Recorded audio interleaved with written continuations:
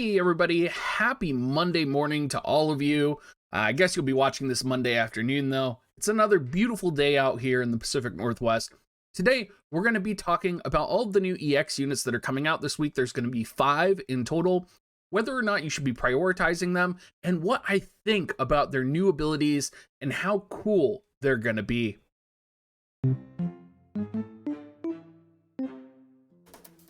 Now, we're going to start off with the most important unit, and that is Sir O. Just kidding. He is not the most important unit, guys. Although, honestly, he is the unit I am most excited for. The most important unit is going to be Gilgamesh. He is going to be getting his EX early. Now, the reason this is important is that one of his EX upgraded abilities is extremely powerful and dispels re-raise. This, of course, is very effective against Yuna, and the counter to Gilgamesh EX is going to be King Mont. So we have this window where Gilgamesh EX and ice compositions are going to be a very effective counter to Yuna. It's really cool. It changes up the meta from what we were expecting, right? Because we weren't expecting Gilgamesh EX until King Mont came out, and so we were expecting Yuna to be predominantly the only composition that you're going to see a lot of, right? But now that Gilgamesh EX is out, we are going to be able to see some counter Yuna compositions utilizing ice-specific units. And so Gilgamesh is like the crux of that, right? We also have Oron, who also has an ice buff ability for the party. So we're going to see a couple iterations of this. Let's go talk about what makes his EX more powerful. Now, of course, no agility up, but you do see a huge increase in dexterity and luck. You're also going to see an increase in attack. Now, one of the things that I love to look at is kind of what the stats are going to be increasing on in the EX board. And on the EX board, he gets an agility +7, which makes him even faster, which is really important because you don't see all the EX units getting agility buffs. Gilgamesh was already a pretty fast unit, not like the fastest, but the fact that he's getting an agility buff on his ability board is very relevant. Now, taking a look down here, you can also see he doesn't get any on his job levels, but he's getting some very good, like another 500 HP, he's getting 40 attack. It's gonna be pretty nice. Now let's go to his skills because that's where the meat and potatoes of this are at. Now, none of his passives and none of his counters have been upgraded. It's all gonna be in his abilities, right? And probably the most relevant ability to be upgraded, well, I guess all of them are relevant, right? Is going to be Kotetsu, right? Kotetsu, already a very powerful ability that lowers slash resistance, has a huge area of effect, right? Now it's going to also dispel auto revive. So if you're going up against people who are utilizing, you know, Raryu's TMR or utilizing re-raise from Yuna, that's going to be dispelled and it's going to be useless because this is one of Gilgamesh's most used techniques. It's going to be extremely powerful. Now, he is also going to get a buff to Excalibur, which is his other most used ability, I feel like, unless you're kind of using him as like a quicken buffer, right? So the upgrade to Excalibur is going to dispel all buffs for the target, and it's going to dispel haste. I mean, it's just one of those things where it's like, oh, this is good, right? Like, if you can imagine like the relevance of buffing, hasting, and then also re-raise, being able to dispel all of those, it's pretty destructive. Now, he does get a new ability at job level 25 called Defensive Barrier. It's going to give 20% magic resistance for 3 turns to allies, and it's going to increase magic resistance for himself too. So he casts it on an ally, but he also increases magic resistance on himself when he's casting this. And then on the ally that he's casted on and on himself, is going to nullify Charm and Immobilize. Being able to nullify Charm, I'll take that. Any day I can get a nullified charm for other units, that's gonna make me really happy. So you can see already, Gilgamesh EX is gonna be very powerful. what I love about this is you're not even gonna have to get Gilgamesh EX to 120 to utilize the buff to Excalibur and the buff to Kotetsu, because his level 25, job ability 25, 120 ability is the defensive barrier buff. So he doesn't even need to get to 120 to be effective, which means you only really need about 200 Gilgamesh shards on top of your Gilgamesh to make him a powerhouse. So I know for me, I don't have all 400 Gilgamesh shards ready, but I do have 200 and I can't wait to kind of EX him. Let's talk about some units that are going along with him, right? We're getting Medina EX, which everybody has access to Medina. So this is an EX that you should at least be aware of, right? Because out of nowhere, Medina EX is just gonna come and like attack you. Another thing to think about as well is Medina is often put in some evasion compositions. And so now that your Medina is gonna be 120, some interesting things to think about there, particularly just with like Evasion Rob coming in the next couple of weeks. We may see maybe an evasion built Medina, kind of similar to Little Leela. Not 100% on that, but I have it in the back of my mind where I'm like, it could happen. Her EX board stats, you can see she does get luck, agility, she gets some magic and initial AP. She's also going to get more agility and luck, more magic, and she's going to get about 500 HP, kind of the trend that we're seeing with the amount of HP that these EX units are getting. Let's go into Medina's skill tree though and check out what she's getting. She's going to get an upgrade to her magic power up level 1, which is going to give her spirit penetration 40 for herself on her passive. Anytime you have spirit penetration, this is going to be really good, right? Really effective. I'm really excited to see this on her. In terms of her counters, nothing is buffed, but coming down here to her main kit, probably the most terrorizing thing that you could see is Flare is getting enhanced. Now, how is Flare enhanced, right? Because you can see Flare is 200% to 322% modifier, and then it says, you know, it's still 200% to 322%. So what's the enhancement here, right? Well, if you look at the side over here, notice that the amount of AP to cast Flare is reduced. You can also notice that the amount of uses for Flare has gone up, right? So you can cast Flare more. The range is still the same. You still have range height too. And then the last thing you want to check is cast time, and the cast time is the same. So when you look at Flare enhancement, it doesn't really say, you know, that it's doing much, but it's basically making it more reasonable to cast, and it's giving you more casts of it. Do I think this is like a huge secret buff for Medina? Not really, but I think whenever you're getting more uses of a unit's arguably most powerful ability, it's something to keep in mind. Now, one of the other things she's getting a buff, or she's getting that's new, is her level 25 ability, right? Now, it's going to be Blizzara, it looks like. It's hard to see with the translation here, but essentially it's going to decrease spirit and decrease healing power, and it's going to be 141% modifier attack.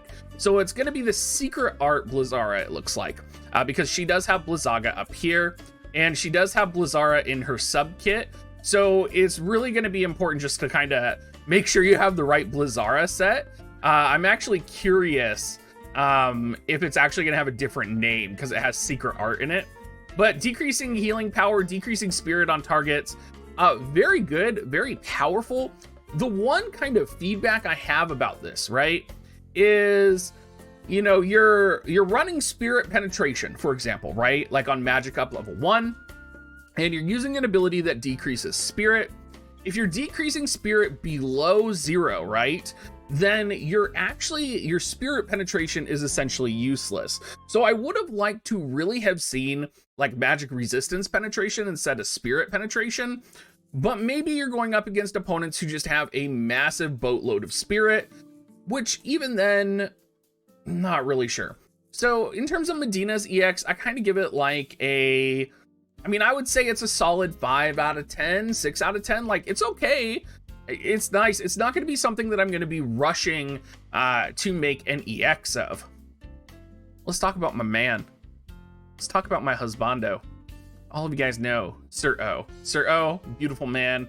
Got a recently new VC that I absolutely love. Let's look at his EX board stats. 23 more luck, 7 more crit, agility 2, dex 11.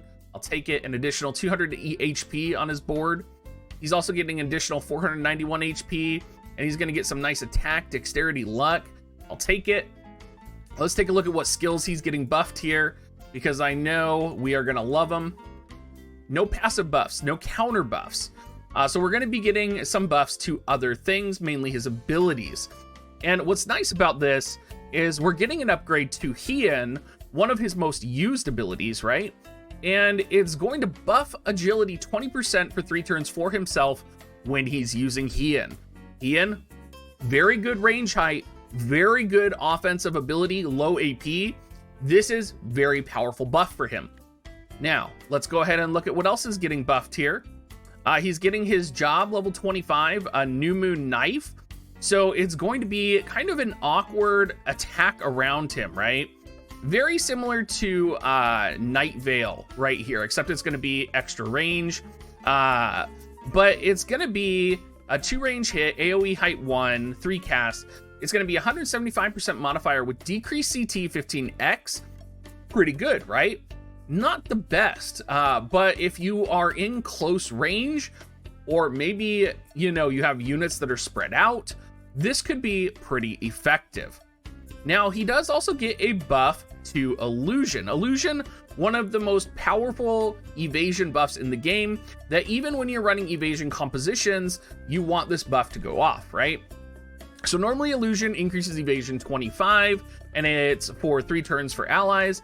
Now it's going to increase evasion 25 for 3 turns to allies, and it's going to increase evasion 50 for 3 turns to self. That is a lot of goddamn evasion. Like, the amount of evasion that gives Sir O is bonkers, right? Like, I can't emphasize, like I don't even know, like, 50 evasion, right? Like, when have you ever been like, you know, like, I feel like people lose their minds over like plus 10 evasion, right? Like, oh my God, plus 10 evasion, right? Because evasion meta has been so prominent and global for so long. Y'all, you're going to be seeing me bringing Sir O back. Let me tell you, Evasion Sir O will be coming, probably run with Evasion Rob. Who knows? But let me tell you, the era of samurais returning is going to be happening. It's going to be happening this week, so I hope you're all prepared for that. Let's talk about my other girl, Phoebe. Now, between O and Phoebe in the same week, I'm like, oh, right? Like, the only way it could have gotten better is if they released like Ildira's EX and Victoria's EX, right? Like, I think I'll probably like scream when Victoria's EX comes out. But Phoebe, okay. If y'all don't know, Phoebe has like taken care of me in this game. I'll never forget climbing tower the first time and getting to the final floor.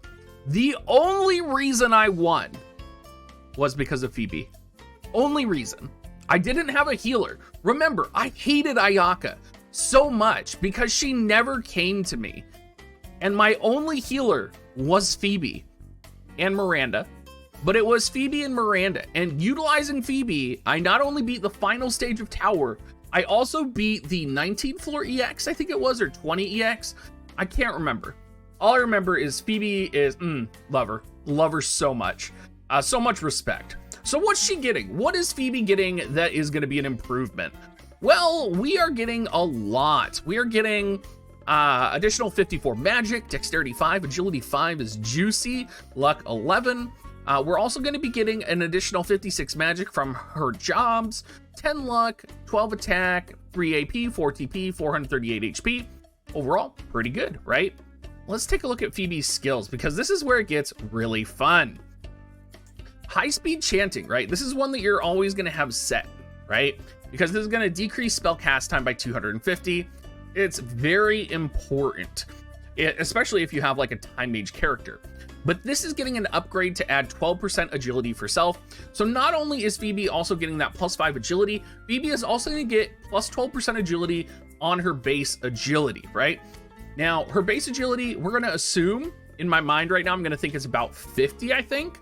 So we're probably basically going to be getting an extra 5 or 6 agility, which means Phoebe's total agility is going to be increased by about, 10,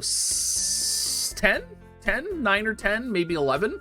So that's huge. This is a huge buff for Phoebe, huge buff for an SR unit. And it's not going to make her god tier, right? But she's a support unit. She's not on the front lines. So having access to that agility on a passive that's already really powerful to have on her is incredible.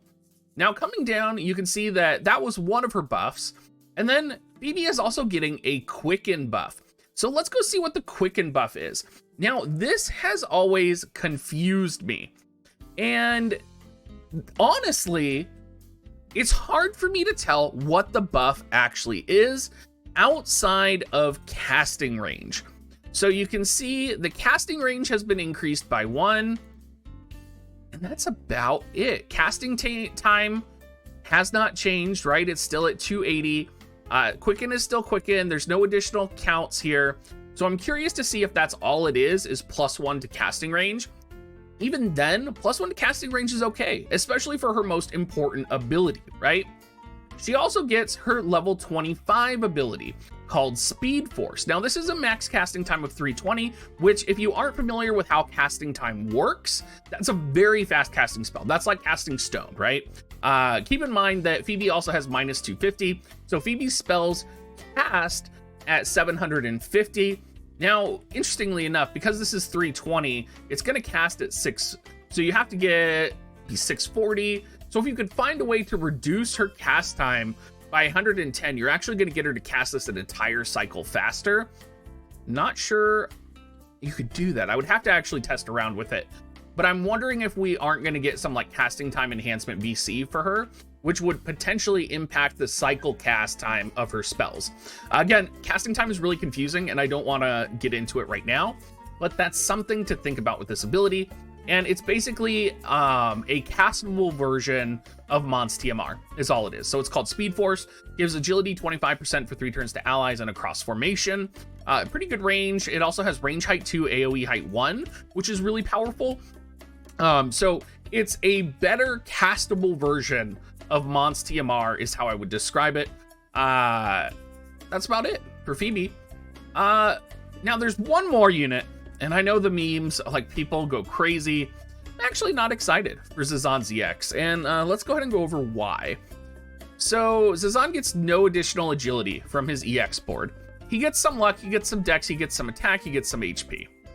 He gets no extra agility from his EX job levels. He is going to get a lot of HP. So he's getting almost 1,000 HP more, which is one of the highest EX HP buffs that I have seen, right? Keep in mind, his base job here is 702 HP. So the fact that he's getting 977 HP added onto his EX job form is extremely substantial. Let's go into his skills and see what's getting modified. No passives, no counters, right? So coming down here, you can see that we are getting some buffs to his buffing ability. So the ability is called Be Careful, and it's going to be upgraded to Command of the Wreck. So instead of giving attack 40% for 3 turns to allies, it's going to do that and give Man-Eater 20 for 3 turns to allies. Pretty good. I think the Killer Blade buff is interesting, and that's the next ability, where Killer Blade becomes Murder Blade, which gives Man-Eater 25x and damage 300% modifier. This is interesting, and I don't know how relevant this is. I really have to think about this, right? Because I'm interested in testing it, and I'm also wondering if there's a world where this is useful. I'm not sure, and I don't know yet. We do have Zazan's new VC coming out this week, which does have Water Slash, right? Or sorry, it has Water Up, I believe, but then there's also Water Slash on other VCs. So I'm wondering, with Zazan's crazy movement, if there might be a world where you position Zazan, if we're in a fire meta, for example, right? Like when King Mont comes out, and you're on a slow or small arena map, right? Kind of like the new Guild Wars map that we're going into this week. I'm wondering if there's a situation where you leave Gilgamesh or Zazan on one side of the arena, turn everything off except Murder Blade, have huge enhancements to water and slash attack, and then Zazan, having the high movement that he has, just literally goes across the arena and like Murder Blade kills a mage. Wondering about that? I don't know for sure. Something that I am kind of thinking about. Again, Zazan is here for the memes. I don't think he's really a serious character, but I do think that's something we might want to keep in mind.